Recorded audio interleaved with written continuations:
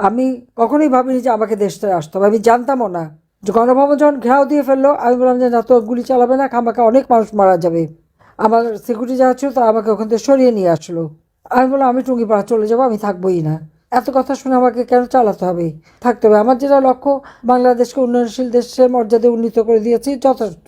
আমি জানি আমি টুঙ্গিপাড়া যাচ্ছি। আমি অনেক পরে জানতে পারলাম, যখন এই বর্ডার ক্রস করছে তখন বলছে আমরা অমুক জায়গায় যাচ্ছি। তো এটা আয়োজনটাই বা কীভাবে হলো সেটাও আমি জানি না। ভালো একেবারে প্রধানমন্ত্রী হিসেবেই সব প্রোটোকল দিয়েই আমাকে বনবাসে দিয়ে গেল। তো যেখানেই থাকি আমি আছি জনগণের পাশেই।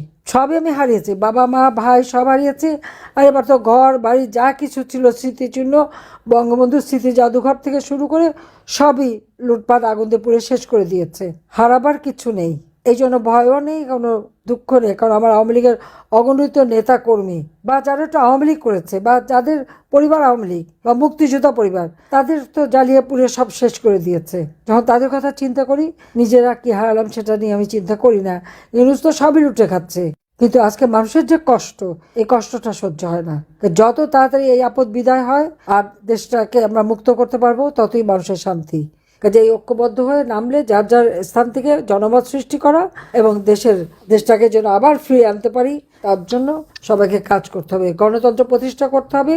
আর এইভাবে ইলেকশন না, ইউনূসের দ্বারা কোনো ইলেকশন অবাধ নিরপেক্ষ হতে পারে না। প্রয়োজনে হ্যাঁ, যদিও আমাদের 2029 পর্যন্ত সময়, তারপরে বলবো দেশের সাথে তাহলে নতুন করে আবার কেয়ারটেকার গভর্নমেন্ট করে সেখানে ইলেকশন করা। কিন্তু এবং যারা ওই দায় মুক্তি দিয়েছে 15 জুলাই থেকে যারা হত্যা করেছে, মানুষ মেরেছে, সেই সংখ্যালঘু হত্যা, পুলিশ হত্যা, আওয়ামী লীগ নেতাকর্মী হত্যা, যতগুলি হত্যাকাণ্ড ঘটেছে তার তদন্ত করতে হবে।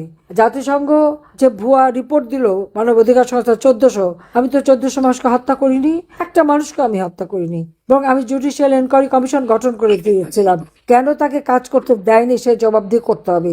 আমি তো বলবো যে আন্তর্জাতিকভাবে তদন্ত কমিশন পাঠিয়ে এখানে তদন্ত করা হোক, যে এই হত্যাকাণ্ডগুলি কিভাবে হয়েছে, কার দ্বারা হয়েছে, বা 7.62 বুলেট কে আনলো, কে এই অস্ত্রের ব্যবসা করে। আমি যদি বলি ইউনূস নিজেই এই ব্যবসার সাথে জড়িত, অস্বীকার করতে পারবে? নইলে এত টাকার মালিক হলো কোত্থেকে, সেটাও তো প্রশ্ন। কাজে সকলকে ঐক্যবদ্ধ এখন নামার সময়। আর এই নির্বাচনে আমাদের কারো ভোট দিতে যাওয়ার দরকার নাই, কারণ ভোট লাগবে না, তো তার আগে ইলেকশন করে ফেলবে। আর যেখানে যদি এরকম বেশি চাপ প্রয়োগ করে, তো বিএনপি জামাত যেন ভোটটা না পায়, এটা দেখতে হবে। তাদেরকে ভোট দেওয়ার কোনো, তাদের ভোট পাওয়ার কোনো অধিকার নাই। এনসিপি বিএনপি জামাত একই বৃন্তে মানে ফুল, তাদের মধ্যে কোনো তফাৎ নেই, সবই জঙ্গি সন্ত্রাসী দুর্নীতিবাজ। মানে 10 মাসের থেকে তো আমরা হিসাব দিচ্ছি, হাজার হাজার কোটি টাকার মালিক হয়ে গেছে সব।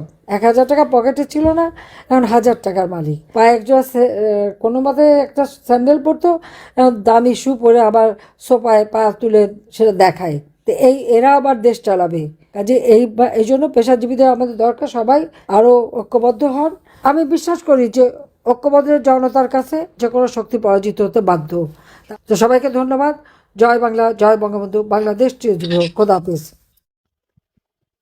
আশা করি সম্পূর্ণ বক্তব্যটি শুনেছেন। সম্পূর্ণ বক্তব্যটি যদি গ্রহণযোগ্য মনে হয় কিংবা ভালো লেগে থাকে, অবশ্যই লাইক করবেন আর কমেন্টস বক্সে আপনার মতামত জানাবেন।